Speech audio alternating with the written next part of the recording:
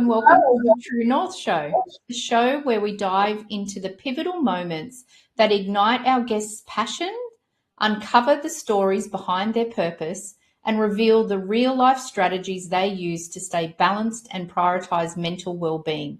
Get ready for an inspiring conversation that lights the way to living with intention and resilience while following your true north. I'm your host, Megan North, and I would like to thank our sponsors of the show, Quantum Awakening, Beth Lewis, Anne C. Clark, and our lovely guest who paid to be featured on this episode. Today, I am joined by the #1 emotional expert, Vera Helleman.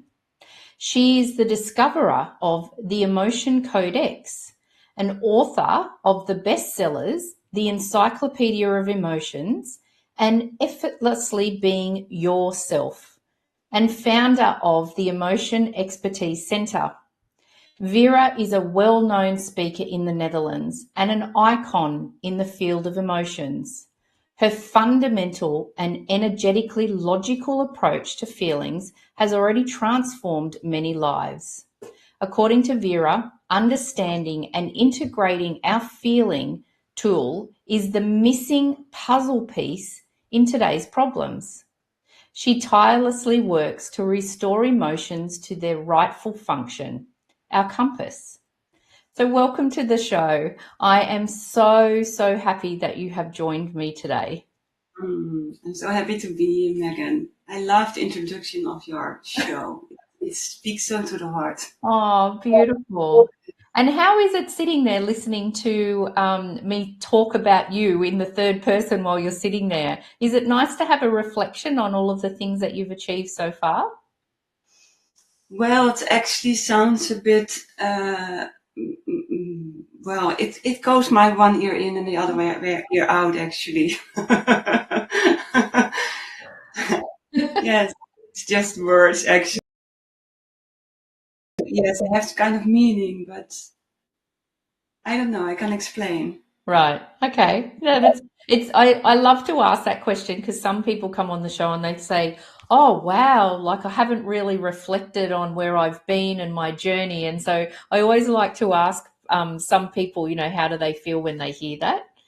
Yes, it's actually like getting a compliment or something. Or critical, it's the same thing. It is always thrown to the person.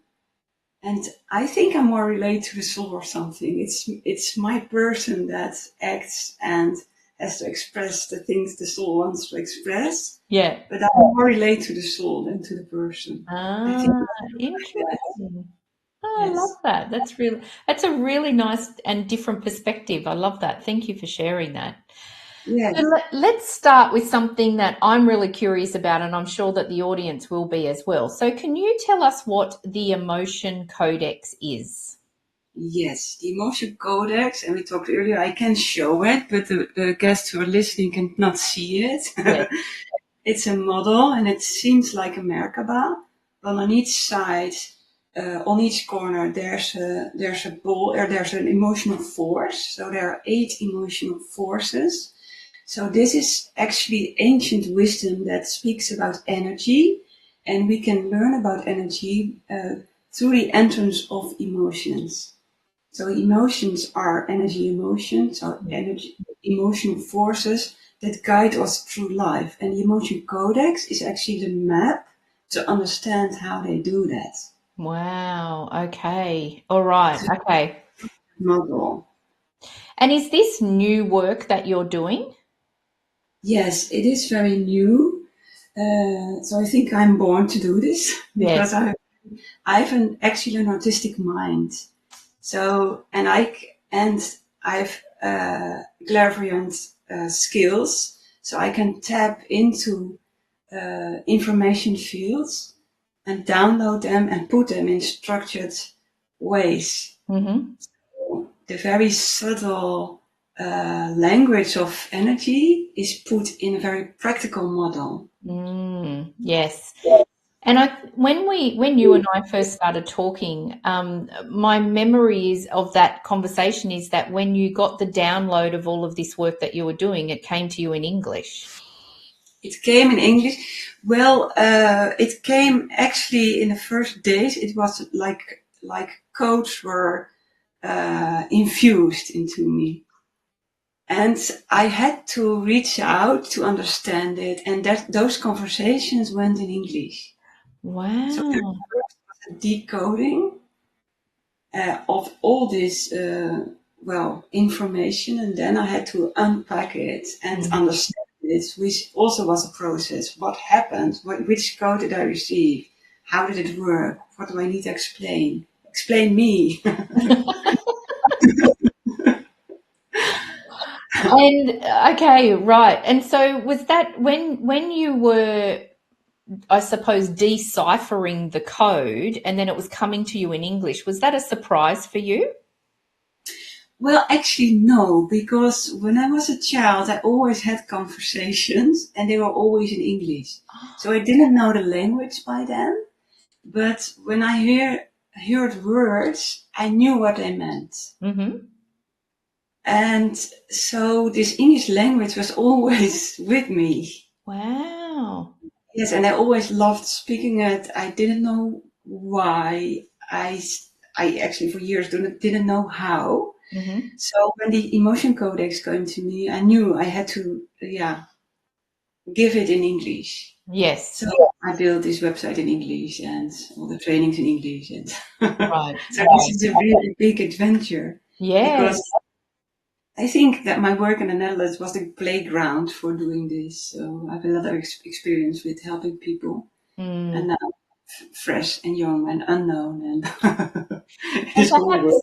perhaps it also, like all the work that you've done in the Netherlands so far as well, is that, as you said, it was might have been a foundation for you too to get all your confidence and get your strategies in place of how do you present, how do you facilitate, and how do you teach? Because if you had gotten this originally before you had all that experience in English, you might have then been really nervous and not had the confidence to be able to share it in English straight away.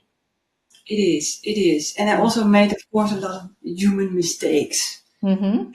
business mistakes. I made a lot of mistakes, and I've of course learned from it. Mm, yeah, So yeah, everything is needed, the way it works, the way it goes. I'm yes, confident about that. Yes, there are no absolutely. flaws in my opinion. Yeah, exactly. Everything is divine timing, that's for sure. Yes. And so, if we're talking about defining moments of your true passion and purpose, do you think that this is a second defining moment for you? Like, is this a new passion and purpose for you, or is it just passion and purpose version two? Well, actually, this is an interesting question. Because when I look at my blueprint, my soul blueprint, Mm. this is actually what I always did from a very young age on. But the expression form changed during time. Right. So when I was like 4 or 5 years old, I always pointed my parents about their emotional pain, and they always were angry about too much me about it. So they didn't like it, but actually I did it from a very young age during doing the dishes with my friends at school, everywhere. Some liked it, some didn't, but I always did it. I couldn't stop it. I always did it. And also figuring out structures, figuring out why people do what they do. This has been an obsession from as long as I can remember. Mm. And so how does it come to you? How does that, is it are you clairaudient or are you clairsentient? Do you feel it, or is it a combination of lots of things? How does it come to you? Yes, it's a combination of all kinds of things. And also I progressed in that. So when I hear people talking, I listen to what they say, and I also feel their energy. And while their attention, energy follows your attention. So I can also walk along with the way their energy goes. and their attention goes. So and I compare it with their energetical blueprint. So I feel everything, I hear it, and sometimes I see things. And combining that, I observe what's incongruent, or congruent, what's not aligned. And that's what I put my needle in. Right. And when you say put your needle in, that means that then you're really touching on a point of where they need healing, or they need to do some work on that emotion. Is that what you mean? Yes, most of the time it's misinterpretation about who they are or what's going on. Mm. So, and that's giving emotions as a feedback. Mm. And that gives all strange things in their emotional fields and their energy fields. So Yes. this causes disbalance. So Yeah. most of the time it's something that misinterpretation, and from this misinterpretation they do things, or let's do things to them. So when I put my needle in it, or my magic wand, well then this opens, Mm. and then they're connected again. Mm. And I had a conversation with someone the other day, and we were talking about the feelings and the emotions and the trauma that we hold on to from things that things that have happened in our childhood or adulthood. But we were talking also about the stories that we connect to that emotion as well. So I would imagine that when you can then put your pinpoint into that emotion, does that also then uncover any stories that are connected to that as well, to help the person rewrite the story or even heal the story? Well, actually, from my point of view, it's the other way around. So emotion gives feedback on the story. So the story was first. Ah, So I don't pinpoint on the emotion. I use the emotion as a lead, as a guide to where something, isn't aligned. right. So the other way around. Yes. Yeah. Okay. That's really, and when you talked about our emotional blueprint, so is that what we're born with? Is that what we come into this world with? And what do you mean by our emotional blueprint? Yeah, actually, I made a mistake. I meant the energetic blueprint, Oh, the energetic blueprint, right? Yep. and you can see that as the soul. Ah, okay, right. Yep. If I speak of the I or the you, there are different kinds of layers of ourselves. So we have Mhm. the human self, we have the soul self, and the consciousness, Yep. and they all want to align. And also the human tools want to align. Our mind, our body, our consciousness, our emotions also want to align. Mhm. And we are in perfect balance and on our path. Right. Okay. Wow, that's really interesting. Really, really fascinating. Okay. All right. I feel like I've got a better understanding of what all of that work is now. So thank you for explaining that, because it's I mean, look, it's it's very complex, isn't it, really, when we're talking about our emotions and our energy and all of those sort of things. But I feel like Yeah. that, yeah, explained it well. For me, actually, it's very simple because uh, what I see with most people, they are focused on either the body, the physical world, or the mind, the stories. So, and the soul, they say there's my soul wants something, but a lot of people aren't even aware of that. Mm, But emotions they connect the soul with the human mind and the human body. mm, So the emotions are actually the mediators, the translators between the two parts of ourselves who want to become aligned. right. Emotions aren't things that we want to get rid of. We want to use them as guides to align Mm-hmm. different layers of ourselves. Yeah. Okay. Then we will get synchronicity and attract all things that really fits, our soul. So it's almost like another layer of it's like an understanding of what that emotion is and why it's there in the first place. Yes, Mm, yes. It's the understanding of the map we were mm. born with to walk our, what we call in the Netherlands, the A1. That's the kind of a Route 66, but that's the road that goes through the whole of the Netherlands, the A1. The A1.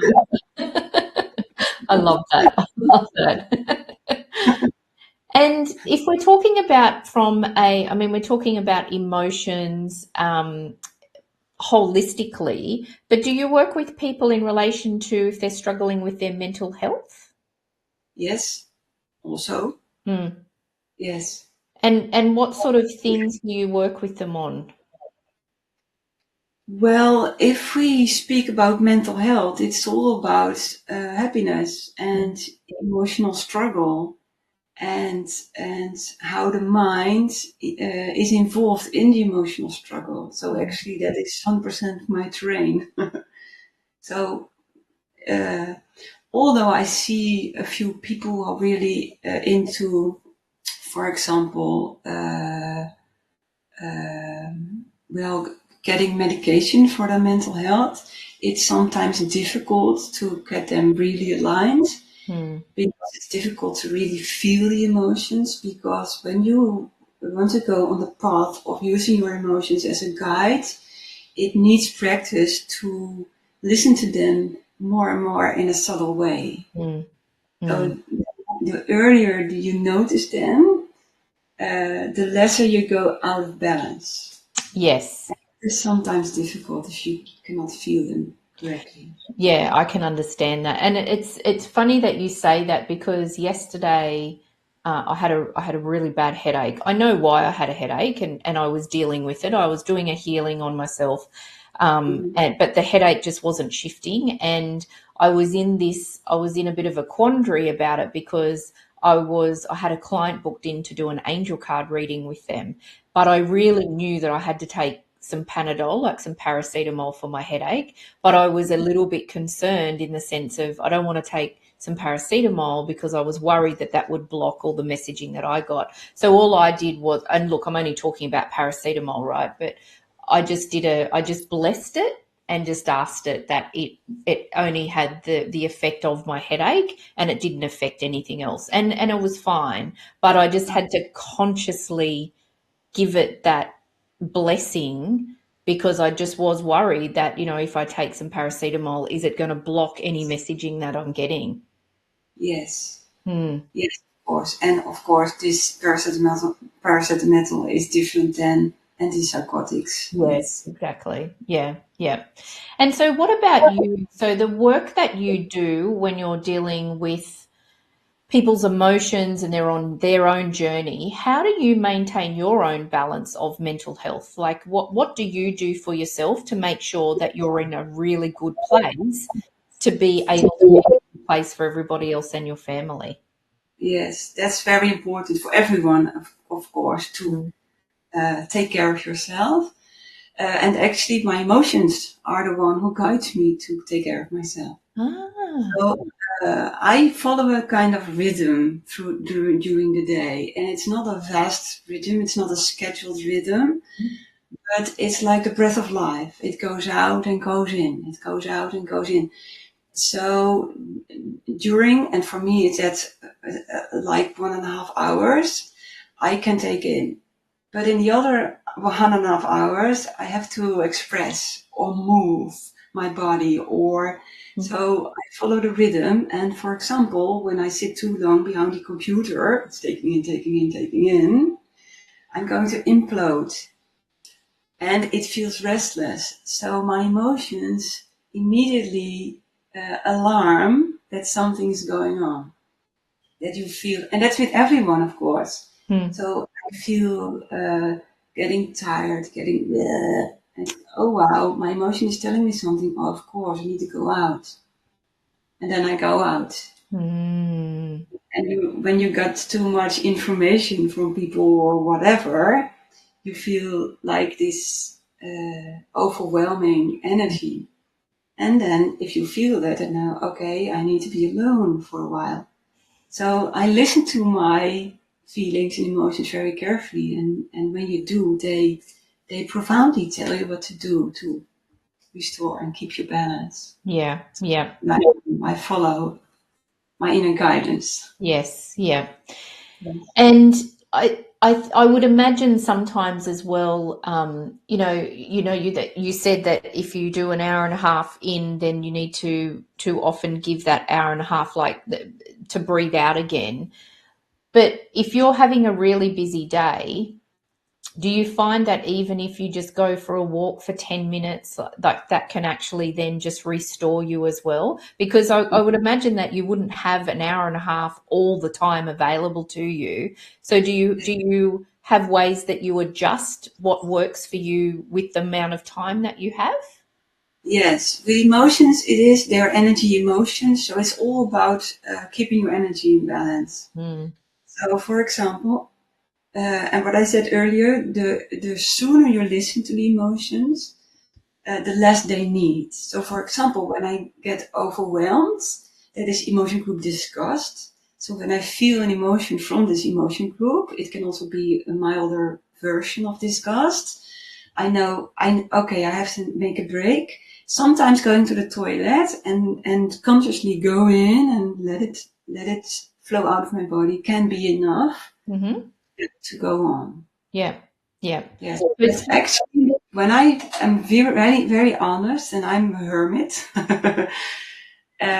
is that the way we work from 9 to 5, very busy, isn't healthy for anyone. mm, So I changed my life. So I work 24 hours, 7 days a week, but I also have a holiday 24 hours, 7 days a week. So it's a different way of living once you are getting true to yourself. mm, So I never schedule my whole day.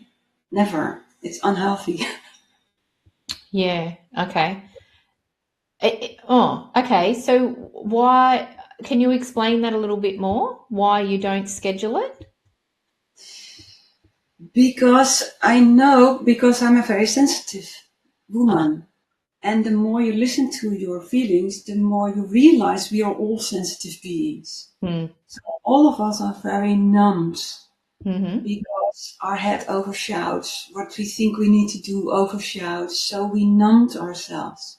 So the more you integrate your feelings as a guiding system, you know, okay, there is a rhythm. There's a rhythm of life, and I need to listen to that. And when I don't do that, yes, it harms me. mm-hmm, I've learned that during my life.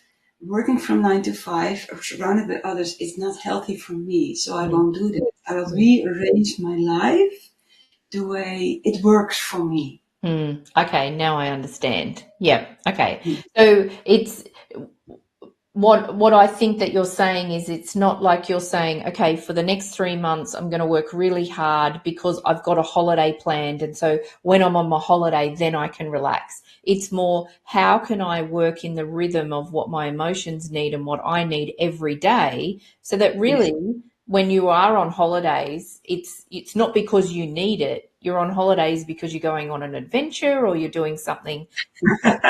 Is that right? That is right. Actually, I worked very hard to upload the English website, and I said to myself, I really needed a holiday. But, well, the children didn't want to go. And so I said, I need it now. Let's go to the beach. So Mm-hmm. we went to the beach and we walked 28 kilometers. And the next day, everything was, well, cleared. I say, okay, I don't need a holiday anymore. Right. Okay. Yeah. So it's An example. really, really tuning in and being very on point to what your body is telling you. And I would imagine that this work, particularly for yourself and then what you're sharing with others and teaching others, once you get Mhm. into that beautiful rhythm of your body, it wouldn't be that difficult to understand what your body is trying to tell you. Yes, actually, it's the rhythm of your emotions. The body is actually an expression of your energetic body. So Yes. it's the rhythm of your energetic body, and the physical body adjusts to that. Yes. Yes, you will. Yes, the more you listen, the more you Actually, sometimes I'm a little bit naughty.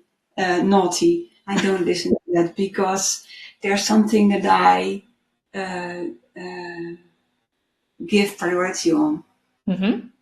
And sometimes I know it will harm me, but I want it. But But then you're it's making only, the choice.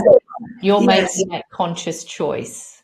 exactly. Yeah, okay, Yeah. okay. I understand that. Oh, that's really interesting. And it's so funny because when you're saying it's not your body, it's your emotions, and it's really like my brain is thinking, it's really challenging me, not in a bad way, but I'm being really challenged by what we're talking about, which is fantastic because I love Yeah. to be challenged. But I you're right. understand. Yeah. I understand a lot of people, or most people, experience their emotions physically, Mm, but actually they are energetically, and they reveal themselves after the energetic arise in the body. yeah. So when you starting this path of integrating your emotions, the first thing you need to do is becoming aware of the body. Mm, But if you become more acquainted with it, you will see, hey, before they enter my body, they already were there in the energetic body. mm. So that would be an example for me yesterday with my headache. Yes. Mm. When something happens in the body, the emotions already have shouted, I imagine, and we didn't listen. So then it enters the body. And right, okay, yep, okay, now, yes, yes, yeah, okay, yeah, So what happened before the headache? yeah, Did you yeah. remember what happened I before? I do like I knew it was something that was ticking over in my mind. Not that I was worried about. It was something to do with something that I was trying to get done yesterday, and I think I was feeling quite stressed about it. I don't know why, because it was something that I always do, but I was just feeling a little bit stressed about it. And then the thing is that it's interesting because when I do get a headache or a migraine, often I'll need to go and have a rest for about an hour. I'll take some paracetamol. I'll have a rest, and an hour later, I'm fine. So I think it was definitely showing up because I was a little bit stressed about what I needed to do. And instead of resting first and not being stressed, it sort of showed up. So, yeah, my body then says, okay, well, emotionally, you haven't listened to me. So I'm going to take it into the body and we're going to make you rest because we're going to make you feel unwell and you're going to be forced to have a rest. Yes, exactly. And sometimes it's difficult to interpret the restlessness. So sometimes it's not because what we need to do, but that we did too much Yeah. already, Yeah. that our system needs a rest. Yes, yeah, that's exactly what it was. Yeah, yeah, because it was something that was ticking over in my mind on Monday, and then yesterday it kind of showed up as a headache. Yeah, I hope that even that example is will help our audience as well because I'm kind of logically trying to think this through, but it was a good example to use. So yeah, Exactly. yeah, Yes. good, good. We just listen to the emotion, it will tell us. Yes, yes. Okay, so we might take a moment just to hear from the sponsors of the show. And then I would love to when we come back, I just want to, there's lots of other things that I want to explore, but particularly I just would like to explore any significant challenges that you've faced when you've been trying to follow your path? Like, what has come up for you and how have you overcome those challenges? So we'll hear from our sponsors and then we'll come back and listen to what you want to share with us about that. We'll be back in 1.5 minutes, so about 90 seconds. Thank you, Vera. Yes. See you soon.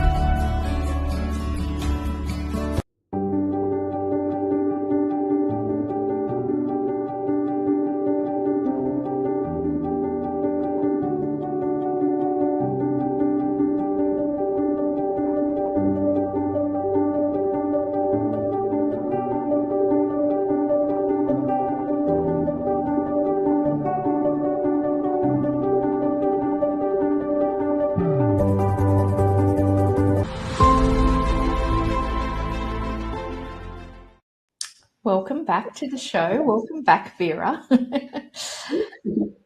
So, so is there, when you've been on your path on following your passions and your purpose, have you found that you've had significant challenges to face when you've been really steadfastly going along that path? Yes. Again, like everyone. Because I was just talking about it with my husband yesterday, because I challenged something last week's, and actually it has been this way that when we look around us, everything of our inner world is projected into our outer world. So we face the challenges that needs to be faced on the inside. We challenge them on the outside.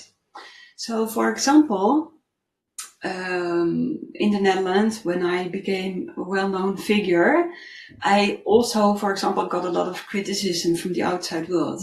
And I analyzed this criticism because I needed to understand what they projected on me. So, for example, I got a lot of criticism when I shared stories about my personal life. Oh. And then I understood, oh wow, they don't want me in my personal life. They want to put me on a pedestal and project everything they need to see. So every time something hurts me or my emotions are telling me, look, what's going on? It needs your attention. So I faced a lot of challenges, and also a lot of challenges I need to go through to really understand the emotions. Like last week, I was attacked by a 40-pound goat with horns. Oh my gosh. So I faced fear, and then I did all this experiments on myself, because normally I would challenge fear with strength. But when I did that to the goat was starting fighting. So I couldn't solve it with strength. So I was investigating, experimenting with my own fear and how the goat reacted on my changes, how we could also challenge and solve the fear. Wow. So the answer lay not in emotion group anger, but in emotion group shame, which was all about presence and really physically embody my space. And so that was so interesting, because now the goat really stays on a distance on, 3 meters around me. So I challenged a lot of, challenges during my path, and everything I challenge is needed. Yes. But what I do is stop the time and watch, feel, understand, watch, experiment, try, trial and error. And I really think it's so interesting that the first example that you gave was about people not wanting to hear your story. And when you said that, I was kind of going, oh my gosh, because there's so many times where people say, share your story because then people will resonate more with you. But then it's really interesting, because then that opposite side of some people who were listening to you, they don't want to hear that you've struggled. They just want to hear what you have to share so that they can take your knowledge and move forward with it. Yes, well, actually, it's each time I need to very carefully feel if this wants to be said. Oh, okay. And a lot of times it's also about being very pure and genuine, because where it comes from is different. And of course, complex things like politics and religion and food. I don't talk about those things because, well, it's not needed for what I have to bring. Yeah. I needed to learn that. Yeah. Oh, that's really interesting. That's really, really fascinating. I just love your approach that you're really practicing what you're preaching. The work that you do with your clients and what you share, you're actually embodying yourself, and you're every day, I'm assuming that you're tuning in, and what does that mean and why is that shown up for me? Yes, not Yeah. every day, all day long. Yes, Mm, my inner eye is always open for my emotions and feelings. yeah. Yeah. I'm always aware. And so, what part does we all talk about, like, how do we stay grounded and focused? So, do Mhm. you have rituals or practices that you do to keep yourself grounded? Well, actually, I don't, because that is also a built-in mechanism. It became a built-in mechanism, but when I Mm. was young, I was very not grounded, and I learned how to do it. Mm-hmm. So when I was in adolescence, my mother sent me to these energetic healers, and they said to me, you have to put a glass of around you, or put your roots into the ground. And it never worked. So I experimented on myself. I'm a living experimental trial error guide. So sometimes, I don't know why, I got the idea, well, let's do this the other way around. So I went to this second-hand store. It was actually a very large building, and they would sell these Persian carpets and this email, this pots, and smoking a lot. And Oh, yes. Yeah. so there was a very low frequency energy inside of this building. Mm. I thought, okay, instead of putting my roots in the ground, instead of protecting me with glass, what if I opened to it? And that's what I did. I walked through this building, and I opened myself to all these people, and I connected with them. Everyone I saw, and I walked very slowly and very consciously through every stand. And when I was out of this building, I felt so refreshed. I thought, and so grounded. I thought, wow, what worked? So now I know what worked. What we do, because we are scared somehow, we are too open to the outer world. Uh, so we open or we flee. But what I did is I opened my heart. And opening your heart is actually nothing that you can do, but will automatically when you are willing to connect.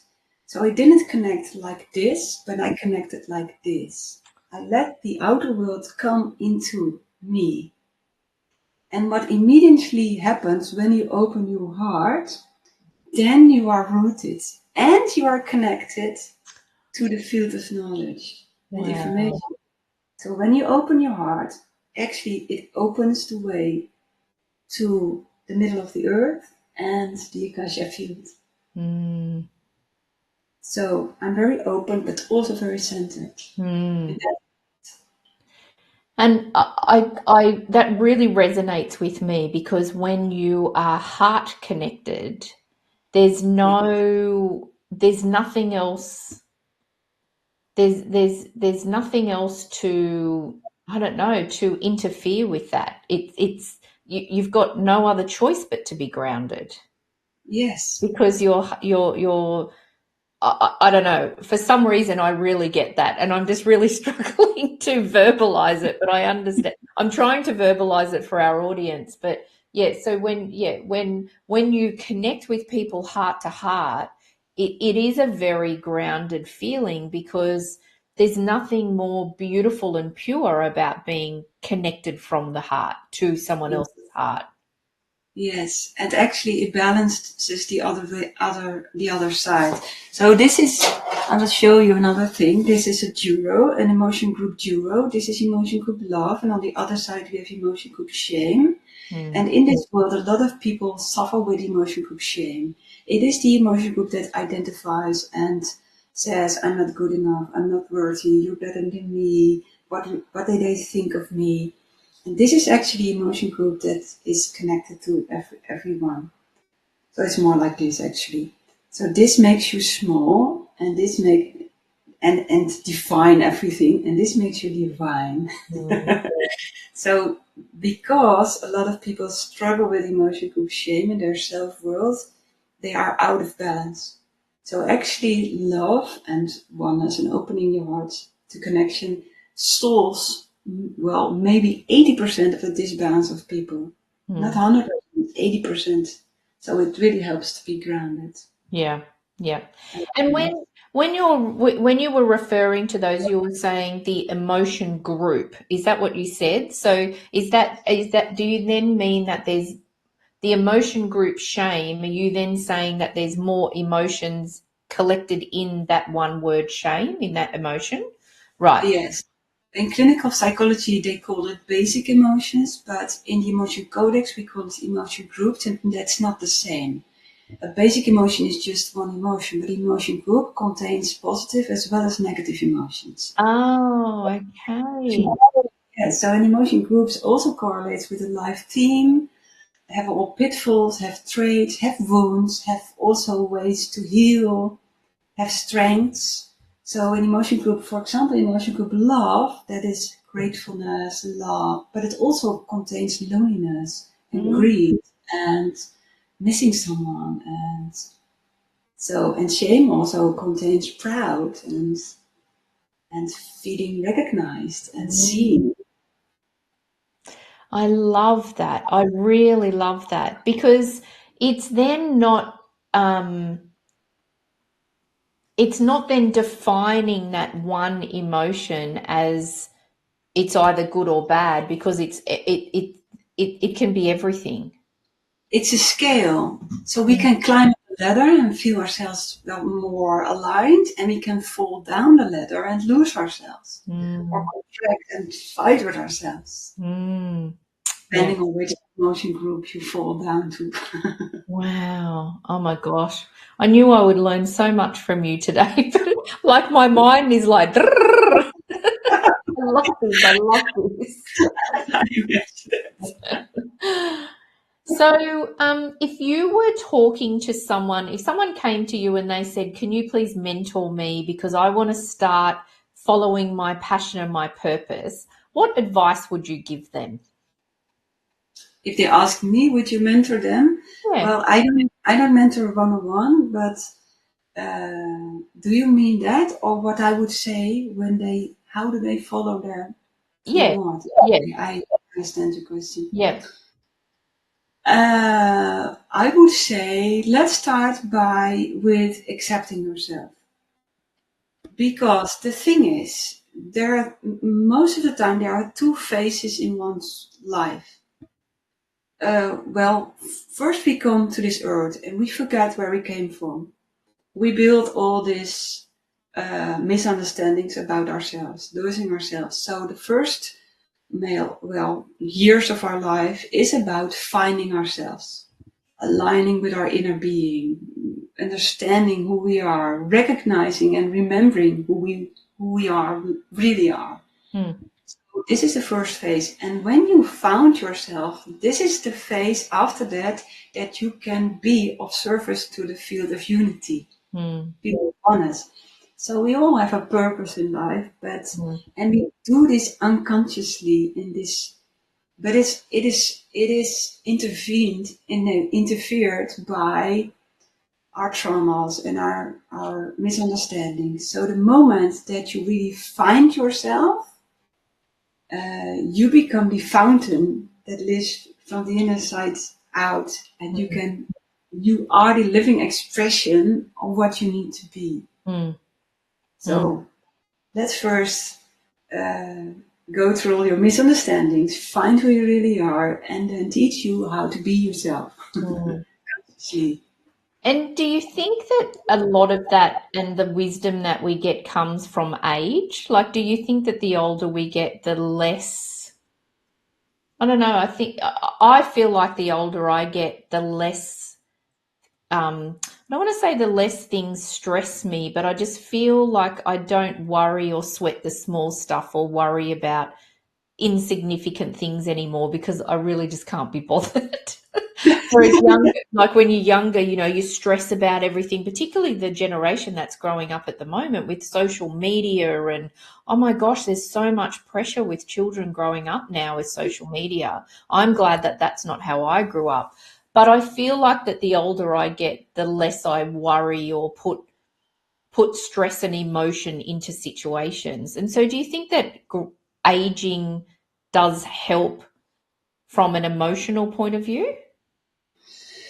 I find that actually a tricky question because I see rhythm also here. Mm, I also see the skill and individual challenges, which are with some people more than with the other people. mm, I see people becoming themselves on a very early age, and I see people who die never becoming themselves. mm, So I think there's a rhythm, and actually, I'm going to write a book about developmental psychology based on Emotion Codex. So I mm, see really a rhythm from conception to death, but I also see, well, what we challenge right now is that we as a human species don't remember who we are. And mm, it seems like consciousness is deciding that we are becoming aware of ourselves. But I'm not sure if that is something only in my world mm, and also in everyone's world, mm, because I see only my world.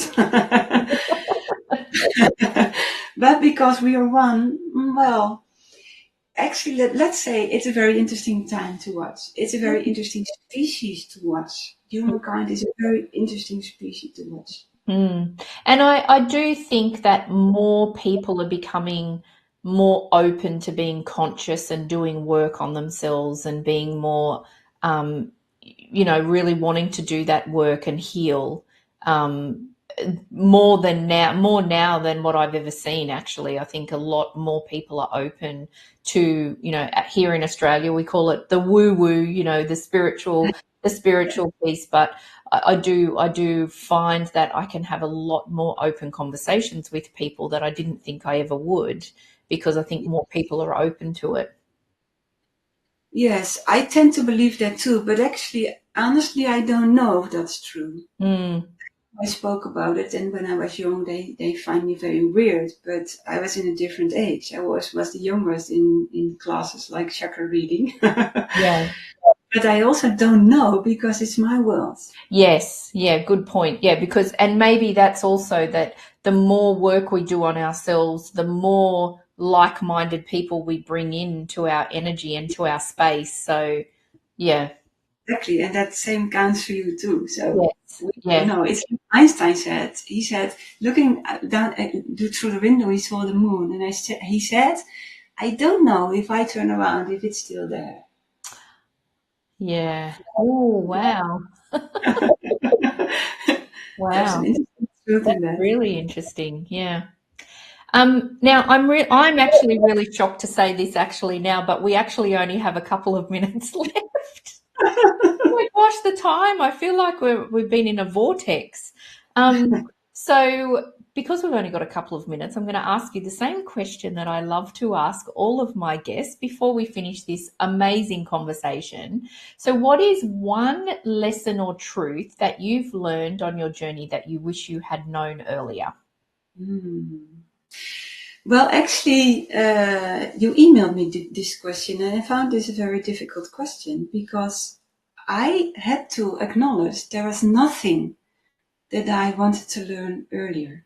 Ah, Because, yes, and I was thinking about all this time that I struggled, I suffered, I was, uh, yeah, angry at myself of doing things. But actually, all those things teach it me differently. mm. So I told you about the goat. Yes, I could say I wish I knew that goats were very naughty and eat all your garden.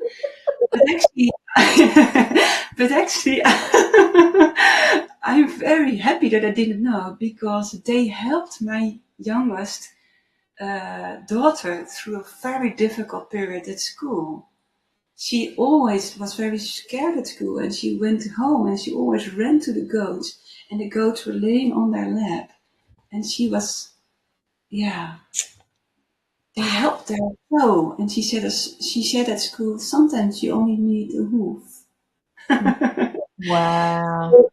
All these examples I went through my mind, and I thought, no, there's nothing that I wanted to know earlier. I could say I wanted to know how about what emotions were, but I didn't want to know that because I needed to experiment. I needed to learn in order to be able to teach Yeah. how to suffer as a human being from emotions. Yeah. I can honestly say there's nothing that I wanted.